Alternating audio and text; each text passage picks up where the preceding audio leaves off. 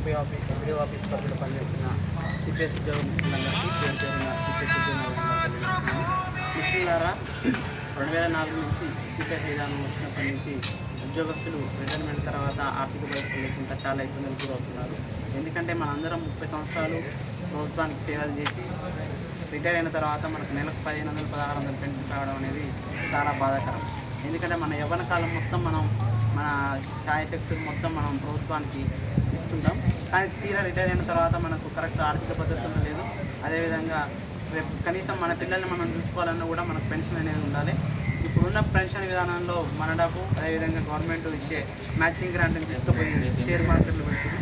Share మార్కెట్లో పెట్టిన డబ్బు అనేది గాల్లో ఇవ్వాలండి. అంటే ఈరోజు 100 రూపాయలు అంటే రేపటికి 50 అవుతుంది, తెల్లారి 30 అవుతుంది. అంటే గ్యారెంటీ అనేది ఉండదు, ఒకరోజు పెరుగుతుంది, ఒకరోజు తగ్గుతుంది. కాబట్టి అసలు పెన్షన్ మనకు వద్దే ఉంది. ఎందుకంటే మనం ప్రభుత్వ ఉద్యోగి అనేవాడు ఎవరంటే ప్రభుత్వానికి మధ్యలో వారధిగా పనిచేసేవాడు ప్రభుత్వ ఉద్యోగి. ప్రతి కార్యక్రమాన్ని గవర్నమెంట్ తీసుకునే ప్రతి స్కీమ్ని జనాలలోకి తీసుకువెళ్ళేది మనం. కాబట్టి ప్రభుత్వం మనకు సంబంధించిన పెన్షన్ విషయంలో ఖచ్చితంగా మనకు మంచి పెన్షన్ ఇచ్చేందుకు కృషి చేయాలి. కానీ 2004 తీసుకొచ్చిన ఈ సిపిఎస్ విధానం ఏమాత్రం బాగాలేదు. కాబట్టి మనం దాన్ని ఖచ్చితంగా మనం అందరం వ్యతిరేకించాలి. ఎందుకంటే మనకి జీతం వస్తుంటుంది కాబట్టి మనకేం అర్థం కాదు. కానీ వన్స్ మనం ఒకసారి రిటైర్మెంట్ అయిన తర్వాత అప్పుడు తెలుస్తుంది మనకు పరిస్థితి ఏంటి. కాబట్టి ఖచ్చితంగా ఈ సిపిఎస్ విధానాన్ని మనం అందరం వ్యతిరేకించాలి. సిపిఎస్ పోయి ఓపీఎస్ వచ్చేదాకా మనం అందరం కలిసికట్టుగా పనిచేయాలి. అదేవిధంగా ఇప్పుడు ఈ మధ్యకాలంలో గత నెలలో మోడీ ప్రభుత్వం యూపీఎస్ అని తీసుకొచ్చింది. మనం ఏమంటున్నాం, కొత్త పెన్షన్ విధానం వద్దు, పాత పెన్షన్ ఇవ్వాలని మనం అంటున్నాం. దాన్ని ఏమార్చే విధంగా ఏం చేస్తుంటాం, మోడీ యూపీఎస్ అని తీసుకొచ్చిండు, యూనిఫైడ్ పెన్షన్ స్కీమ్ అని తీసుకొచ్చిండు. అది కూడా ఎందుకు తీసుకొచ్చిండు, చాలా రాష్ట్రాలలో ప్రతిపక్ష పార్టీలు ఏం చేస్తున్నాయంటే మేము సిపిఎస్ రద్దు చేస్తామని చెప్తున్నాయి. కాబట్టి దాన్ని ఆ తీవ్రతను తగ్గించడానికి యూపీఎస్ తీసుకొచ్చి ఈ సిపిఎస్ కంటే బాగుంది, మీకు 50% పెన్షన్ వస్తుంది అది ఇదని చెప్పడం జరుగుతుంది. దాంట్లో కూడా చాలా లోపాలు ఉన్నాయి. యూపీఎస్ అనే దాంట్లో కూడా చాలా లోపాలు ఉన్నాయి. అసలు మన జీతం నుంచి డబ్బులు ఇచ్చి మనం పెన్షన్ ఎందుకు కొనుక్కోవాలి? పాత వాళ్ళందరికీ ఏంది, వాళ్ళ రిటైర్మెంట్ తర్వాత వాళ్ళ చివరి బేసిక్లో 50% పెన్షన్గా వస్తుంది.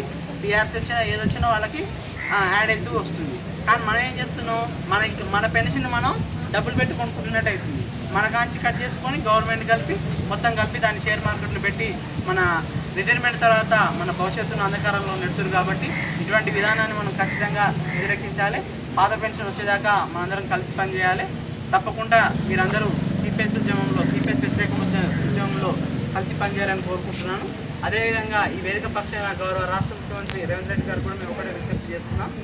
గత ఎన్నికల్లో కాంగ్రెస్ మేనిఫెస్టోలో మీరు సిపిఎస్ విధానాన్ని రద్దు చేసి ఓపీఎస్ విధానాన్ని తీసుకొస్తామని చెప్పడం జరిగింది.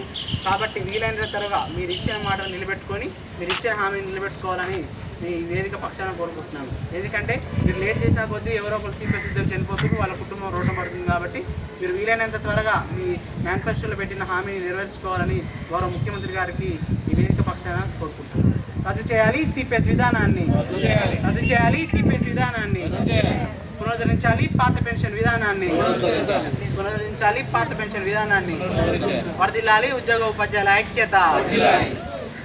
అదేవిధంగా ఇప్పుడు సార్ చెప్పే ఒక పాయింట్ యాడ్ చేయడం ఏంటంటే, మనం ప్రమాదవశాత్తు లేదా దురదృష్టవశాత్తు ఏదన్నా జరిగితే ఓల్డ్ పెన్షన్ స్కీమ్ ఇప్పుడు కొత్త పెన్షన్ స్కీమ్ ఎంత వస్తుందో అంటే ఆసరా పెన్షన్ కంటే కూడా తక్కువ వచ్చిన రోజులు ఉన్నాయి.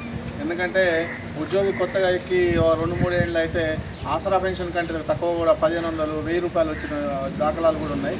కాకపోతే అటువంటిది ఇప్పుడు మన ఓల్డ్ పెన్షన్ అయితే మనకు ఖచ్చితంగా మన జీతంలో సగం వస్తుంది, మన కుటుంబం అంతా కూడా విధిన పడకుండా అవుతుంది. కాబట్టి పాత పెన్షన్ విధానాన్ని మళ్ళీ పునరుద్ధరించాలి, కొత్త పెన్షన్ విధానాన్ని రద్దు చేయాలి. Thank you.